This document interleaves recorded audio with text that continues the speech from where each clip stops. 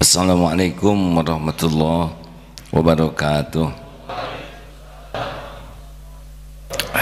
Innal hamdalillah nahmaduhu wa nasta'inuhu wa nastaghfiruh wa na'udzu billahi min syururi anfusina wa min sayyiati a'malina may yahdihillahu fala mudhillalah wa may yudlil fala hadiyalah. Allahumma shalli ala sayyidina Muhammad wa ala alihi wa ashabihi ajma'in. Allahumma aftah lana hikmataka ya Rabb wansur alaina rahmataka ya dzal jalali wal ikram. Allahumma a'inna ala zikrika wa syukrika wa husni ibadatik. Allahumma inna nas'aluka ridhaka wal jannah wa na'udzu bika min sakhatika wan nar. Rabbi zid rabbana atina min ladunka rahmah wa hayyi lana min amrina rasyada. Doa yang maha menata berkahi majelis ini.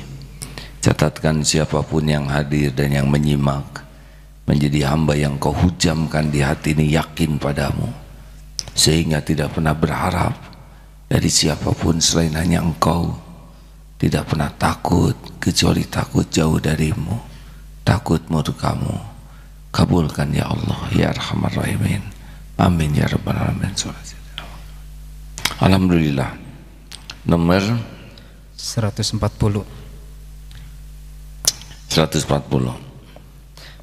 Bismillahirrahmanirrahim. Kajian Al-Hikam nomor 140. Ma talaba laka syai'un mithlul idtirari wala asra'a bil mawahibi ilaika mithlul dhillati wal iftiqari. Tiada sesuatu yang dapat menyegerakan tercapainya permintaan hajatmu seperti keadaan terpaksa, dan tiada sesuatu yang dapat menyegerakan tibanya pemberian karunia Allah seperti merasa rendah diri dan sangat fakir miskin. Ma talaba laka syai'un mistul idtirar. Tiada sesuatu yang dapat menyegerakan tercapainya hajat permintaan kecuali dalam posisi yang sangat darurat terpaksa, dan tiada sesuatu yang dapat menyegerakan tibanya pemberian Allah kecuali seperti merasa hina, rendah, dan sangat fakir. Jadi ada tiga nih keadaan di surat An-Naml. Amma yajibul mudtar. Mudtar ini artinya sangat terpaksa. Idza da'a'u, ketika berdoa kepadanya. Idza da'ahu, siapakah yang dapat memperkenankan doa orang yang benar-benar terpaksa bila berdoa meminta kepadanya? Jadi diibaratkan seperti telur di ujung tanduk, sangat darurat. Nah, tidak ada lagi di hati ini selain hanya tinggal Allah. Jadi kalau meja ini sudah dihilangkan semuanya, dinafikan, dan yang ada hanyalah sesuatu di hati ini Allah.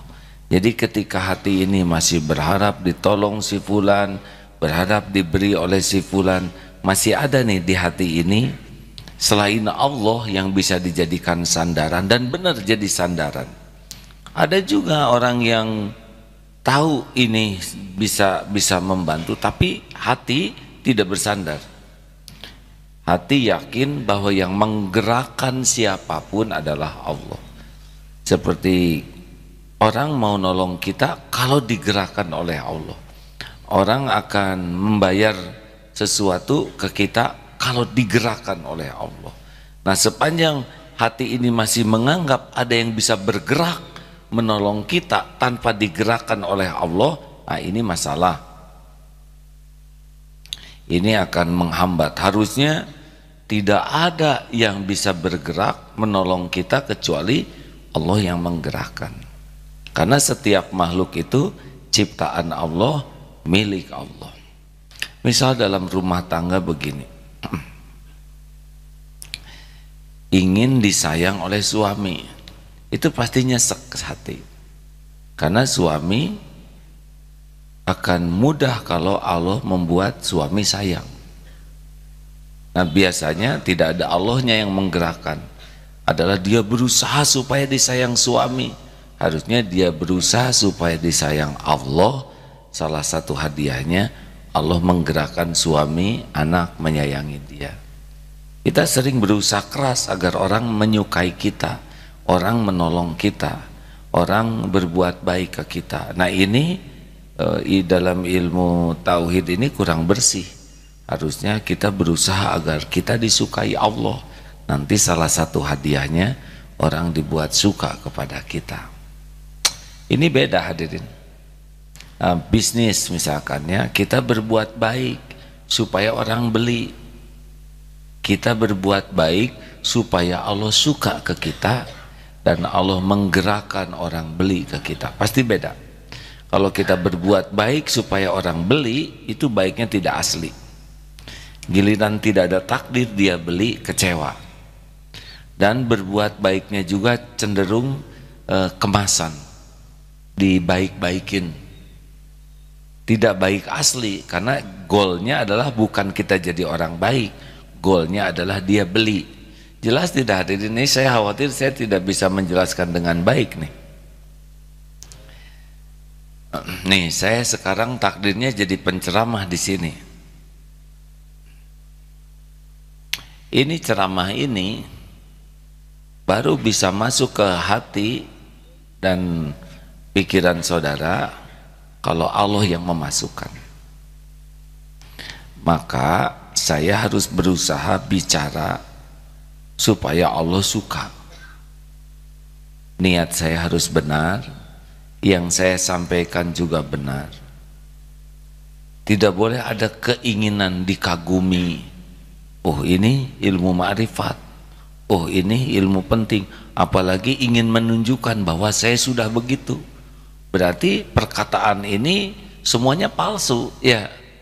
Dia berbicara tapi bukan untuk bikin orang jadi baik, tapi untuk memamerkan saya paham ilmu ini, saya sudah menguasai ilmu ini.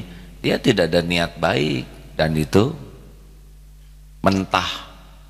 Makanya tidak perlu kita di dalam berceramah itu merekayasa banyak hal supaya orang lain kagum, orang lain suka, orang lain terpesona. Mau apa? Tidak ada perlunya. Tidak ada perlunya kita dikagumi orang. Keperluan kita tuh cuma satu, Allah ridho kepada yang kita sampaikan. Benar? Nah sesudah itu Allah masukkan ke hati siapapun, ya terserah Allah saja. Contoh lain begini, kita melakukan kesalahan, lalu akibat kesalahan itu orang jadi tidak begitu percaya kepada kita. Ada orang yang berusaha keras agar orang jadi percaya, tapi ada yang berusaha keras supaya Allah mengampuni dirinya dan memperbaiki dirinya. Kalau orang berusaha supaya orang lain percaya, giliran orang belum percaya kecewa. Saya sudah berusaha memperbaiki diri, tapi tetap saya tidak dipercaya. Harus bagaimana lagi? Tapi bagi orang yang meyakini Allah, orang belum percaya berarti Allah belum menghendaki orang lain percaya. Karena tobat saya harus lebih sungguh-sungguh lagi, hati saya harus lebih maksimal lagi keikhlasannya dalam tobat. Jangan sampai tobat supaya orang suka, harusnya tobat supaya Allah mengampuni kita. Bisa dipahami tidak hadirin perbedaannya? Ini hampir sama perilakunya, tapi beda rasanya dan beda konsistensinya, istiqomahnya beda. Kalau orang berbuat karena makhluk pasti di sini tidak nyaman. Tapi kalau orang berbuat karena Allah, dan Allah pasti tahu, dan Allah yang menurunkan kenyamanan di hati kita. Dan bisa tahan tuh. Kalau orang berbuat karena makhluk tidak akan istiqomah. Kalau orang berbuat karena Allah, dia akan kuat. Karena seperti menghafal Quran. Kalau menghafal supaya dia ketahui orang lain, banyak mengeluh. Kalau belum hafal-hafal. Tapi kalau menghafal Quran, ingin diterima oleh Allah setiap bacaannya, oh dia akan konsisten. Teman sudah 5 juz, yang ini sudah 7 juz, sedang dia baru 2 juz, tidak ada masalah, tidak ada minder, tidak ada tertekan. Kenapa saya belum hafal? Mungkin saya banyak dosa, malah banyak tobat. Jadi tidak ada urusan dengan penilaian orang. Benar kita akan dinilai oleh guru, tetapi intinya adalah setiap bacaan ini untuk takarub kepada Allah Subhanahu wa taala. Itu yang pertama, bahwa hati Allah akan lebih cepat menolong kita ketika sudah lepas harapan dari makhluk, harapan dipuji, dihargai, dikagumi, dicintai. Harus, ini memang tidak mudah ya, tapi begitulah mujahadahnya, karena kita kan ada keinginan. Nah, yang kedua adalah pemberian Allah itu akan lebih mudah, seperti dalam surat apa ini, walaqad nasarukumullahu bi Badr, dan sungguh kami telah, Allah membantu kamu, memenangkan kamu di dalam perang Badar, wa antum adillah, sedangkan kamu dalam keadaan merasa tidak berdaya. Nah, jadi sepanjang kita merasa ini kayaknya gampang nih ya, saya udah pernah pengalaman, nah lihat nih ya, ini saya pernah pengalaman hal seperti ini ilmu saya memadai lah yang gini-gini, ini saya terlatih dalam situasi ini. Itu paling bahaya tuh kalau di hadapan Allah, karena kita sudah merasa bisa mengatasi. Tidak ada yang hebat hadirin, siapapun yang hebat loncat selamat karena Allah menyelamatkan. Dia terjun dalam situasi sulit, parasut mengembang dalam keadaan 1000 karena dia jagoan. Tidak, karena Allah saja menolong. Dia berkuda begitu hebat dalam situasi yang sangat berat, dia terlatih. Tidak, Allah saja yang nolong. Kalau Allah mau jatuhkan, seterlatih apapun jatuh. Tidak ada yang hebat dalam genggaman Allah. Tidak ada yang jagoan. Kalau Allah mau selamat, kalau Allah tidak akan selamat. Itu saja. Loh, kalau gitu buat apa kita berlatih? Berlatih itu amal soleh bagi kita. Kalau yang jago-jago nggak hebat, nggak pada mati yang jagoan, ya mati juga.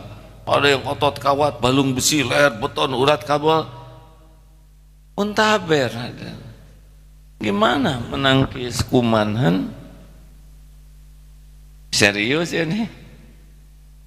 Ada dulu dan 4 dianggap jagoan, sedang memperbaiki mobil, dongkraknya ketimpa, selesai. Latihan siang malam tidak menolong menghadapi takdir Allah. Makanya kita harus bisa, harus terlatih, harus paham, tapi jangan pernah bersandar kepada kemampuan. Harus bersandarnya kepada Allah. Jadi jangan sampai menuhankan kemampuan kita, menuhankan ikhtiar, menuhankan pengalaman, menuhankan keahlian. Ahli ya bagus, tapi tetap saja yang nolong adalah Allah.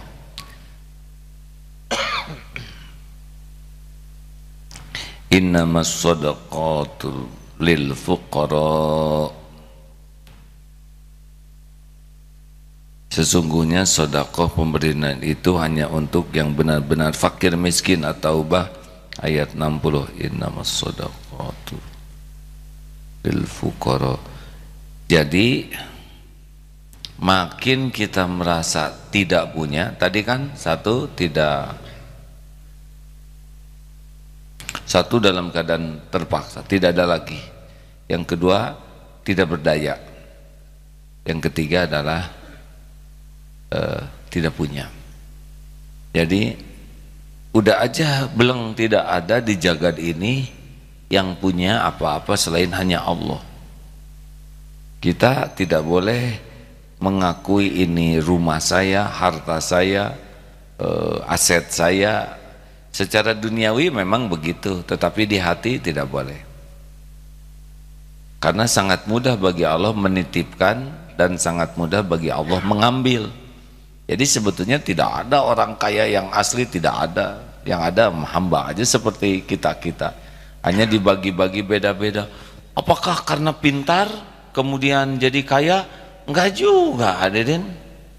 Kalau yang pintar kaya, atau siapa yang pintar, Tuhan?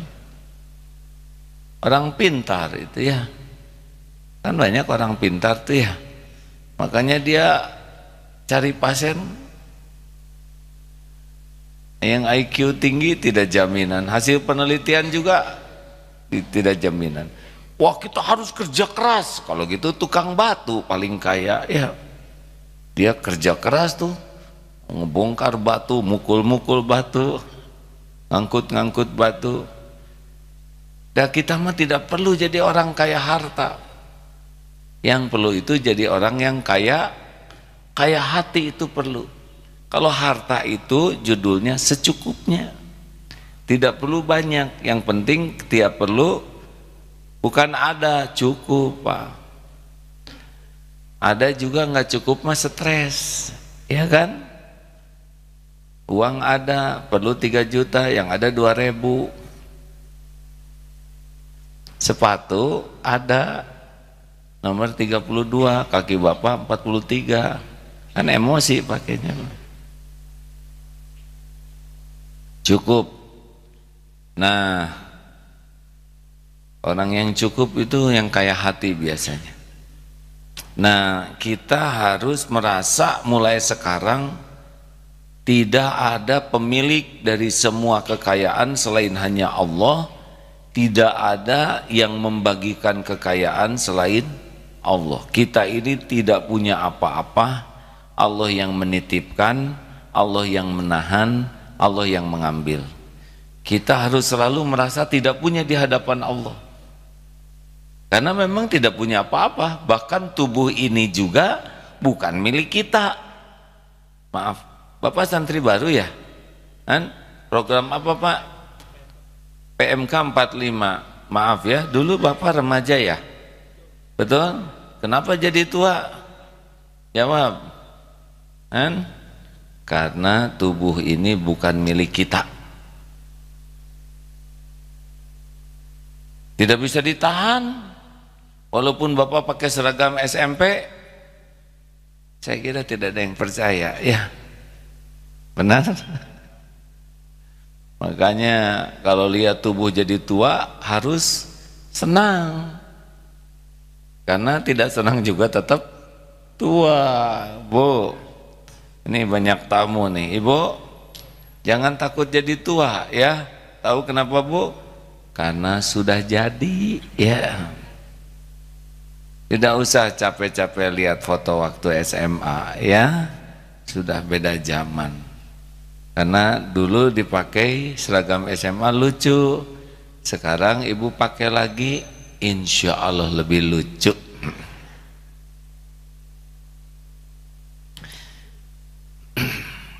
Lemah, tiada daya kecuali dengan pertolongan Allah. La haula wala quwata illa billah. Bahkan hadirin ya, la haula wala quwata illa billah itu bukan hanya daya, tidak ada yang menolong tanpa pertolongan Allah, tapi kita mau beramal juga tidak bisa tuh tanpa pertolongan Allah. Termasuk kita bisa menjauhi maksiat tidak sanggup kecuali dengan pertolongan Allah. Makanya kalau mau berbuat dosa itu la haula wala quwata illa billah, itu akan jadi rem itu. Kita kan maunya bikin dosa. Nah, terhindarnya kita dari dosa itu pasti dengan pertolongan Allah. Kita nih bisa ngumpul di sini udah pasti nih dengan pertolongan Allah. Nggak pengen kalau nafsu tuh Bu. Ini tamu dari mana saja? MT BKSM Bekasi mana? Bu, Assalamualaikum warahmatullahi wabarakatuh gitu ya. Kalau ditanya itu kurang jelas jawabannya, masa saya begini juga. Majelis Taklim Al-Hijrah Bekasi kan Depok, alah beda dikit atuh Bu ya. Al-Mutakin Jakarta, nah itu sesuai dengan omongan saya tadi. Waalaikumsalam warahmatullahi wabarakatuh. Nah ibu bapak yang kenapa bisa kesini, udah pasti judulnya cuma satu, pertolongan Allah. Apa coba jauh-jauh dari sana ke sini naik bis? Kalau enggak mah enak di rumah sekarang sore-sore, ya kan? Nonton TV, bukankah begitu Bu? Menurut nafsu mah nggak mau jauh-jauh, tapi Allah menghendaki dapat pahala, Allah menghendaki dapat ilmu, Allah menghendaki dapat penggugur dosa, berangkat jauh-jauh ke sini. Ini seperti Bapak ini mesantren dari mana? Maaf Pak, dari Palembang. Mau ngapain ke sini? Jauh-jauh udah sepuh, jauh-jauh mesantren mau ngapain? Pasti ini taufik Allah. Banyak yang sepuh Pak, tapi belum tentu senang belajar agama. Bapak dari mana? Dari tadi? Ya alhamdulillah di Jakarta. Alhamdulillah. Masya Allah. Nah kita harus yakini semua kebaikan hanya datang dengan pertolongan Allah, termasuk kita bisa menghindar dari maksiat juga pasti pertolongan Allah. Hayya 'alas shalah. Apa jawabannya? Tuh, ajakan sholat, gak bisa kita sholat kalau nggak ditolong Allah.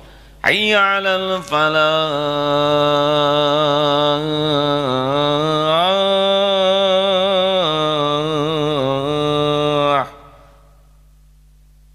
La haula wala quwata illa billah. Tidak bisa kita meraih kemenangan kecuali dengan pertolongan Allah.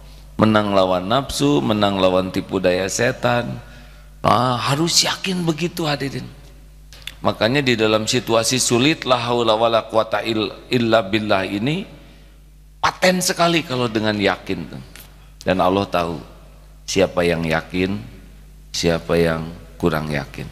Makanya ini yang belum nikah, yang lagi dilanda asmaran, la haula wala quwata illa billah, la haula wala quwata illa billah, tiba-tiba putus aja dia tuh. Nah itu pertolongan Allah, karena dia sumber pengotor hati. Oh iya hadirin, jomblo itu karunia Allah.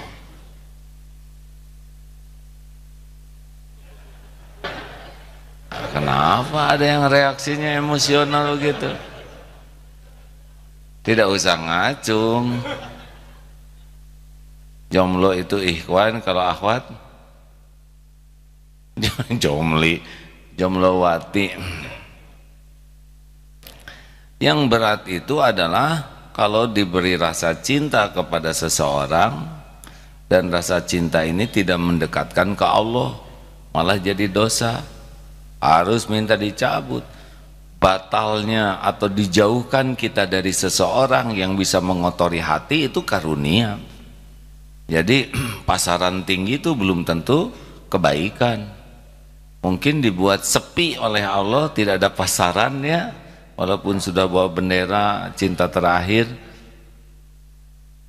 Mungkin Allah menginginkan kebersamaan dengan Allah lebih tidak terganggu. Ada yang diinginkan Allah begitu. Niat mah boleh, niat nikah harus, ikhtiar untuk punya pendamping harus, tapi terserah Allah yang ngatur hidup. Benar?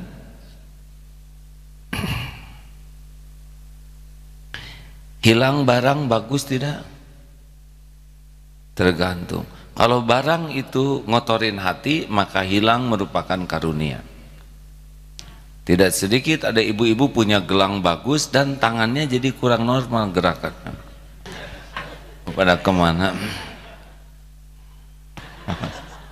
Ustadz, boleh saya bertanya? Kenapa ini kekepret terus? Karena ini cenderung tidak khusyuk, ngerusak, ria, ujub.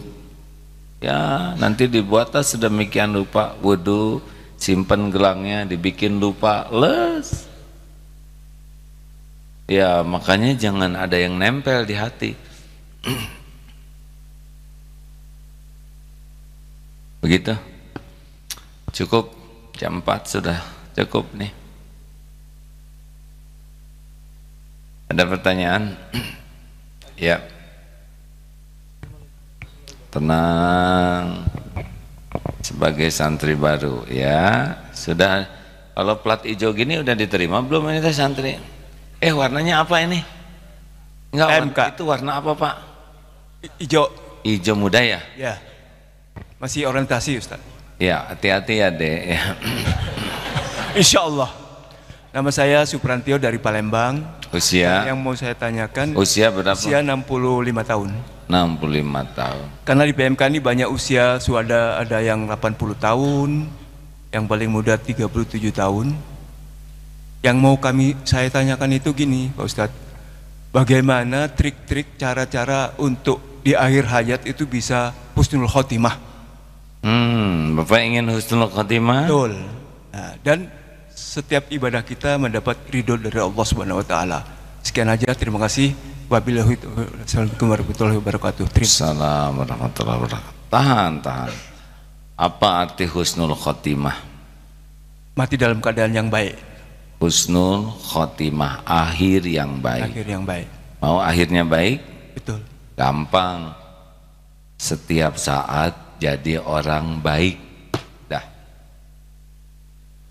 Mikirnya baik, mata lihat yang baik, telinga dengar yang baik, bicaranya baik, berbuat baik, berhati baik, baik. Nanti malaikat mau menjemput lagi baik, mati. Terima kasih. Terima kasih. Sebetulnya saya belum selesai. Oh. Ya udah ya, sudah. Nggak apa-apa. Terus. Nggak apa-apa, udah keburu udahan. Ya. Terima kasih ya Pak ya, selamat datang. Ya, ada lagi yang lain? Ya, ada dari tengah tadi? Ya,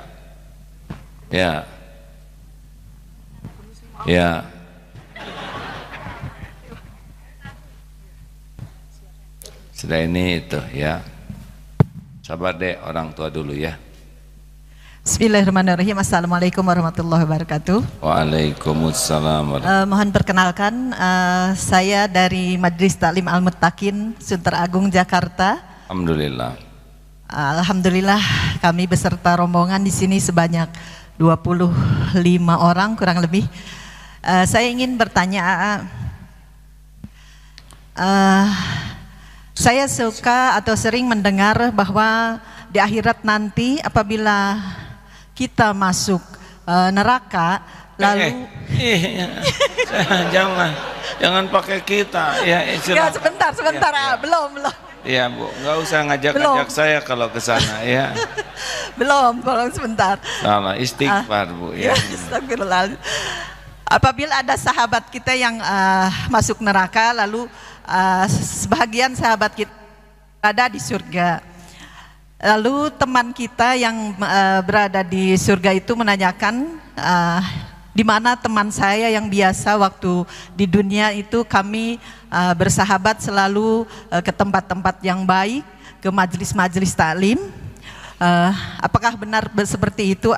Untuk itu saya selalu mencari teman-teman, sahabat-sahabat yang selalu berada di majlis-majlis taklim, insya Allah di jalan-jalan Allah, dengan harapan sahabat kita bisa mengangkat kita nanti dari apabila kita tidak berada di tempat yang indah. Bukan bisa membawa kita. Ibu aja ya, kalau kita saya jadi ke bawah Bu. Begini, bagaimana, apakah benar kalau misalkan saya ada dalam situasi buruk di akhirat, ada teman yang mengingat saya gitu ya. Masa saya nanya, saya yang jawab ya nggak? Benar Bu, Makanya carilah kawan orang-orang yang baik, yang ikhlas.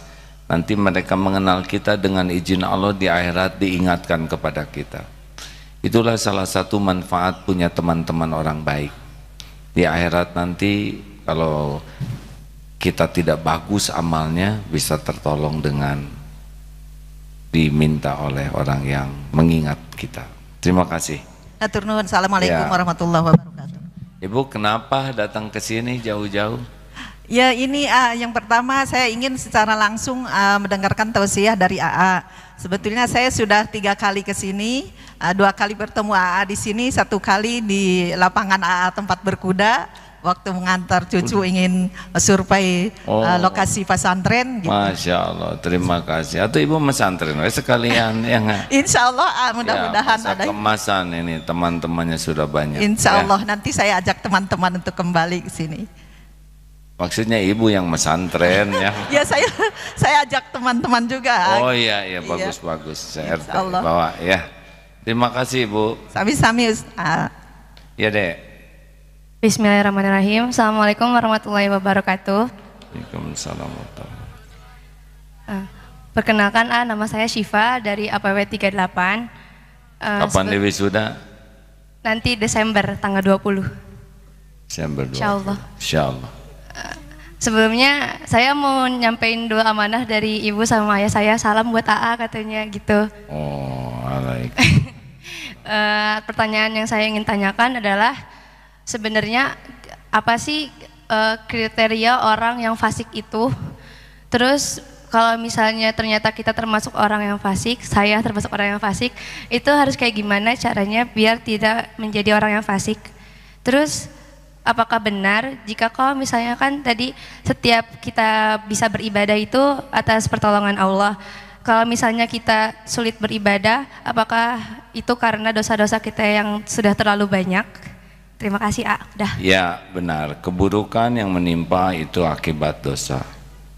Ma asobaka min hasanatin faminallah wa ma asobaka min sayyiatin famin nafsi. Kebaikan apapun datang dari Allah, keburukan yang menimpa dari dosa sendiri. Ya. Tadi salam dari orang tua. Gimana jawabnya?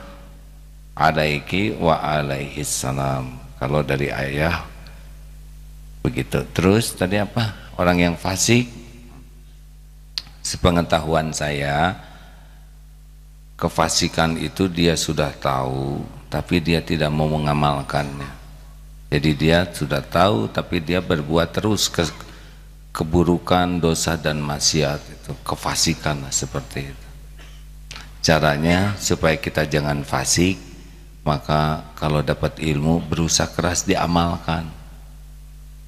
Jangan hanya sibuk mencari ilmu, tapi harus sibuk juga dengan ilmunya itu jadi 2. 1, jadi pembersih hati. Yang kedua, jadi peningkat amal soleh. Orang fasik itu biasanya punya ilmu, hatinya tidak jadi bersih dan amalnya tidak jadi nambah. Gitu. Ada yang komplain kan, suami istri saya itu ke pengajian tuh seperti makan obat sehari 3 kali, tapi perubahan yang sangat nyata itu pada seragamnya.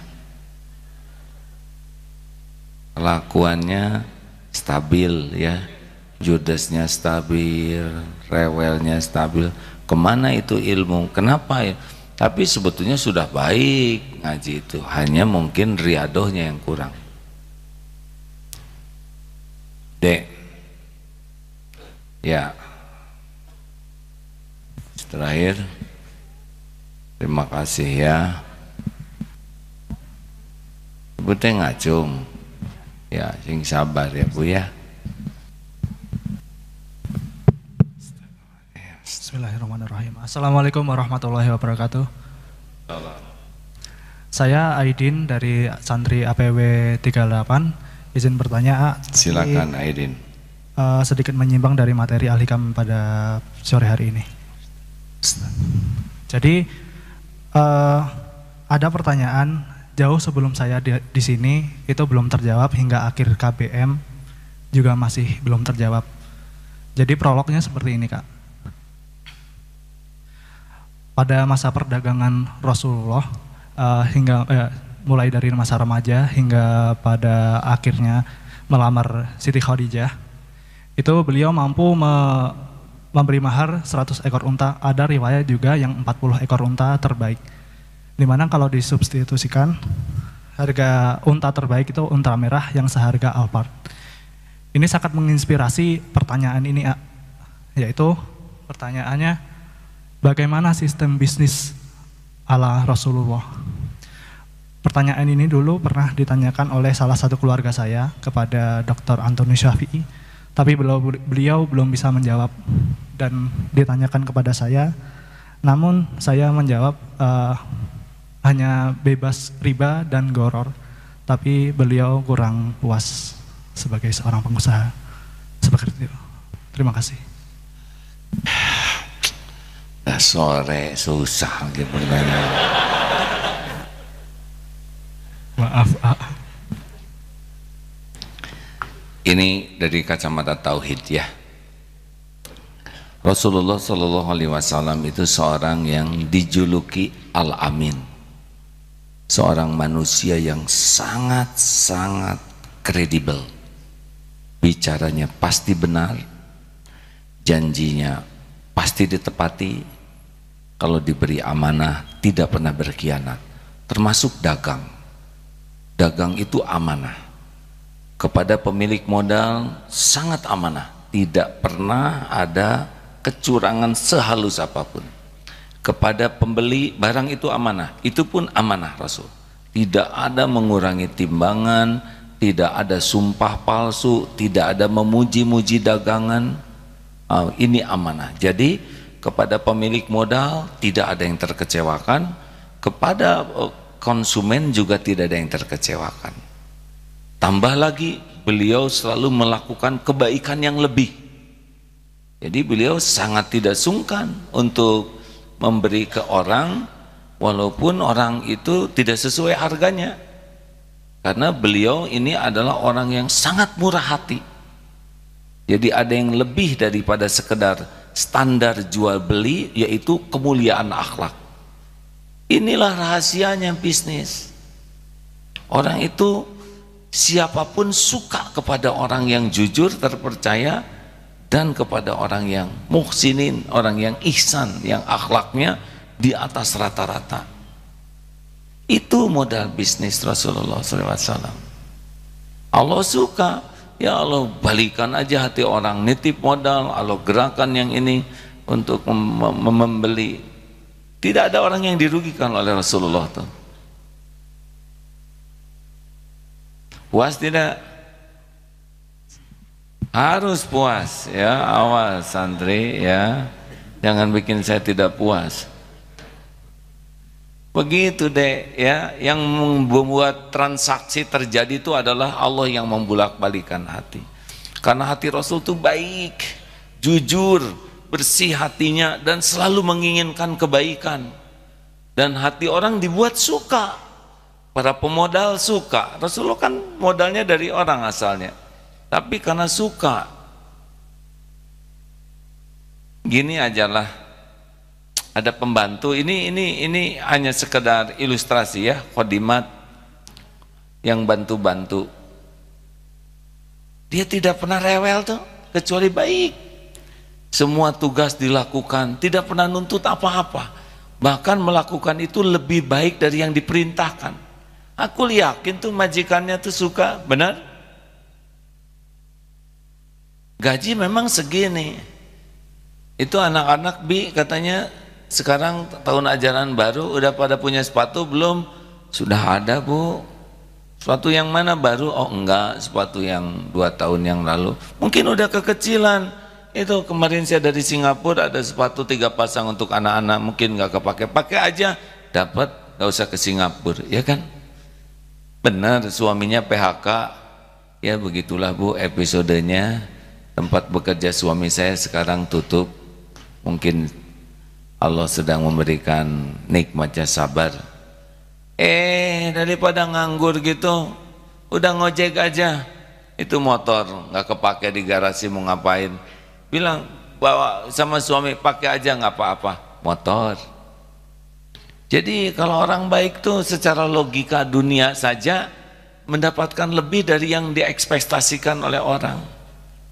Bibi kan rajin tahajud, saya kan sholatnya gini-gini aja, pengen umroh, temenin saya ya, umroh, kelas bisnis ya, gampang. Saya sering lihat di kelas bisnis di pesawat itu, pembantu khadimat, Allah yang menggerakkan. Jadi kalau orang baik itu tidak selalu sesuai dengan hitung-hitungan manusia. Inilah yakin yang dimiliki Rasulullah SAW. Karena hatinya baik, akhlaknya baik, ucapannya baik, tidak ada keserakahan, tidak ada kelicikan. Jadi orang-orang dibuat suka sekali berinteraksi dengan Rasulullah. Dan masalah bisnis itu kan sebetulnya masalah akhlak, hadirin.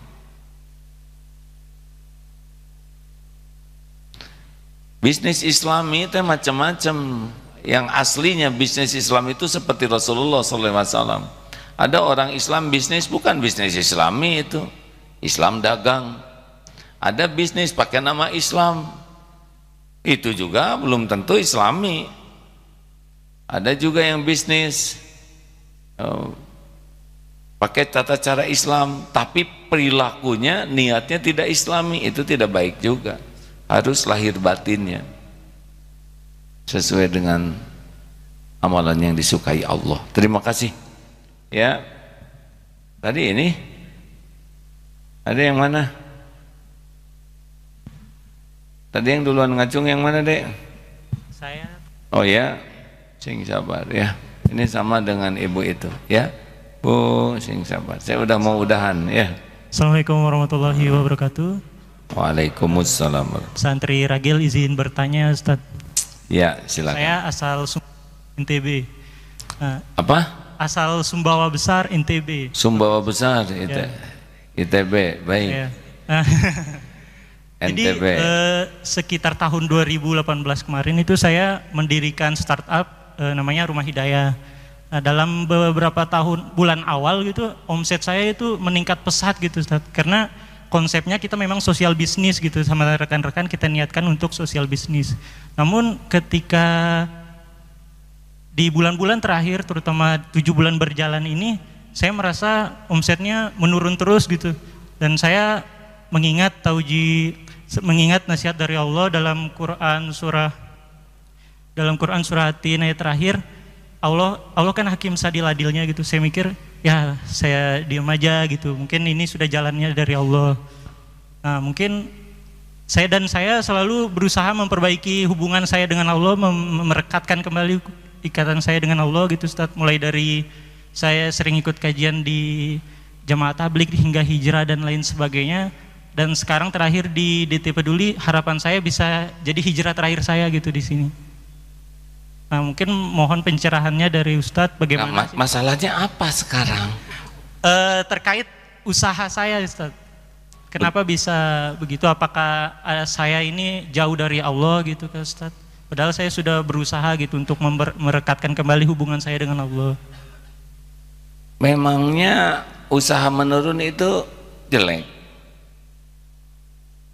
Ada omset menurun, iman meningkat. Lihat, siapa tahu omset itu lebih banyak kita ingat daripada Allah. Jangan-jangan sholat lebih ingat omset daripada ingat Allah. Lebih takut omset menurun daripada takut iman menurun, amal menurun. Mungkin oleh Allah dikurangi itu supaya banyak dulu evaluasi diri. Ya, tidak semua orang siap loh dengan kenaikan penghasilan. Ada orang yang kemampuan imannya hanya 10 juta, tiba-tiba uang dibanyakin jadi 50 juta. Ini 40 ini bisa ngerusak ini. Bisa ngerusak ibadah, membeli banyak barang yang tidak diperlukan, menjadi jalan berbuat maksiat. Itu bahaya tuh. Sebetulnya keuntungan dalam bisnis itu adalah yang utama, ningkatkan yakin ke Allah, ningkatkan amal soleh, wa amilu sholihat tawasobil haq, meningkatkan dakwah, tawasobis sabr, meningkatkan kualitas kesabaran dan menyabarkan. Ini untung. Kalau hanya omzet mah tidak identik dengan keridhaan Allah. Lah orang tidak beriman saja dikasih omzet segitu dahsyatnya ya. Mungkin gara-gara turun jadi kesini ya nggak? Kenapa ketawa begitu Pak? Lagi lincah ya?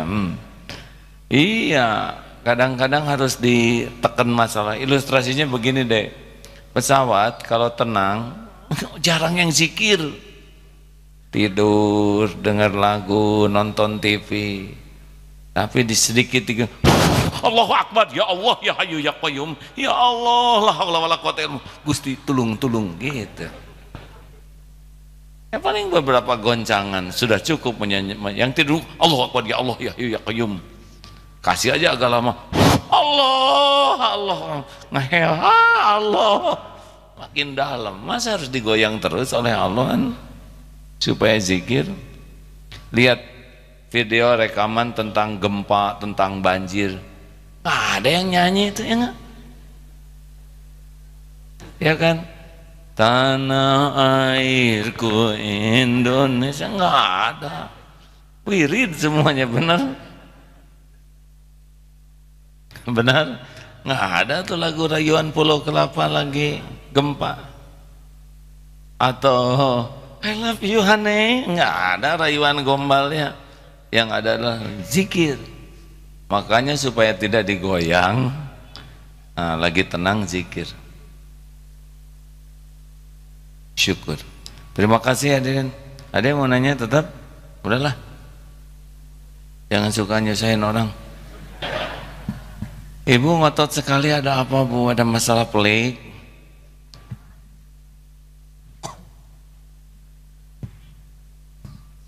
Ini bonus ya. Gak apa-apa ya dek. Ada yang ngacung aja udah jadi amal.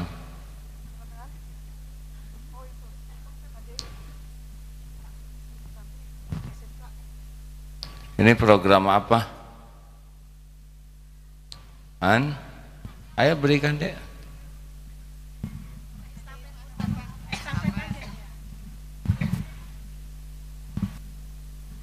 Nah kalau nunggu begini teh jangan nganggur nggak jelas ya, mikir mengangai. Cek. Itu kan. Bismillahirrahmanirrahim. Assalamualaikum warahmatullahi wabarakatuh. Waalaikumsalam warahmatullahi wabarakatuh. Saya dari santri SMK, izin bertanya, bagaimana cara kami sebagai remaja dalam menjadi generasi perubahan yang dibekali dengan spiritual, tetapi spiritual yang kami miliki itu dapat disalurkan kepada orang-orang yang memang lingkungannya belum kondusif seperti pesantren kayak gini, terus kitanya juga tetap istiqomah. Makasih A. Assalamualaikum warahmatullahi wabarakatuh. Tunggu dulu, ini nanya apa? Bagaimana cara kami sebagai remaja untuk menjadi generasi perubahan tetapi dibekali dengan spiritual yang insya Allah kokoh, kuat kayak gitu. Terus ke rasa spiritual ini juga dapat disebarkan kepada teman-teman yang lain. Kayak gitu. Terus kitanya biar tetap istiqomah meskipun udah di luar lingkungan yang gak kondusif. Makasih A. 3M Neng. Ya. Mulai dari diri sendiri, mulai dari hal yang kecil, mulai dari saat ini. Nanti Allah melihat ini akhwat mengamalkan ini. Senyumnya diamalkan, salamnya diamalkan. Nanti oleh Allah dijadikan jalan orang lain berubah. Jadi yang merubah orang lain itu adalah Allah. Syukur kalau kita dipilih jadi jalan, bukan kita yang merubah.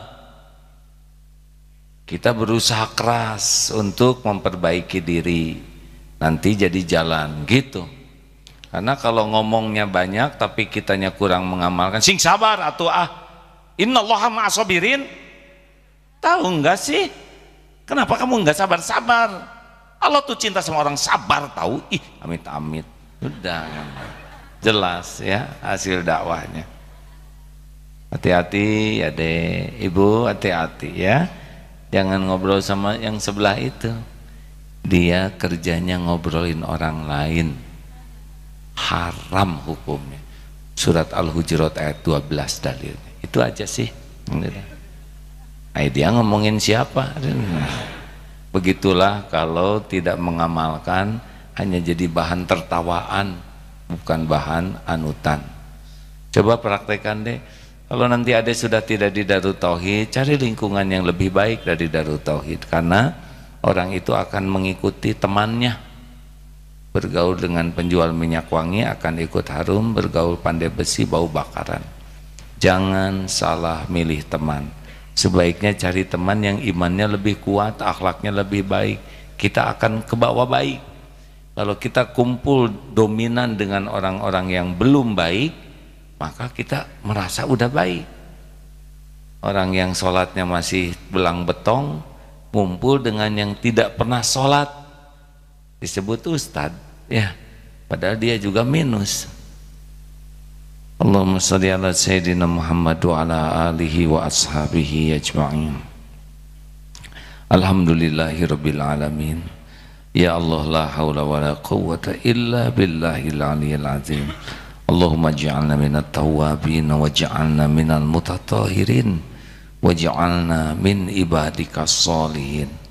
Ya Allah, bukakan hati kami agar selalu merasakan kehadiran-Mu, sehingga kami tidak pernah merasa sepi dalam hidup ini. Bukakan hati kami agar kami selalu yakin Engkau menatap kami, sehingga tidak ada tempat untuk menyembunyikan diri dari-Mu ya Allah. Jadikan kami menjadi hamba yang senantiasa merasa didengar oleh-Mu, sehingga setiap perkataan terpilih hanya kata-kata yang Engkau sukai. Jadikan hati ini ya Allah hati yang selalu merasa diketahui oleh-Mu, sehingga hati ini bersih dari kemusyrikan, dari kemunafikan, dari kefasikan.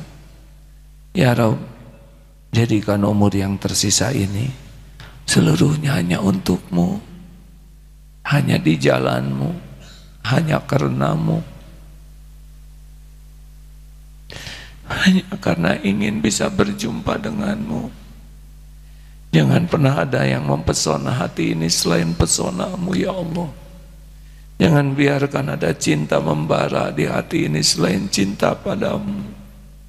Jangan pernah ada kerinduan yang menggebu selain rindu ingin bisa berjumpa denganmu kelak ya Allah. Rabbana atina fid dunya hasanah wa fil akhirati hasanah wa qina adzabannar. Subhana rabbika rabbil izzati amma yasifun. Wassalamun alal mursalin walhamdulillahi rabbil alamin. Alhamdulillah sallallahu sayyidina Muhammad. Alhamdulillah, terima kasih. Subhanakallahumma bihamdik asyhadu an la ilaha illa anta astaghfiruka wa atubu ilaik. Assalamualaikum warahmatullahi wabarakatuh.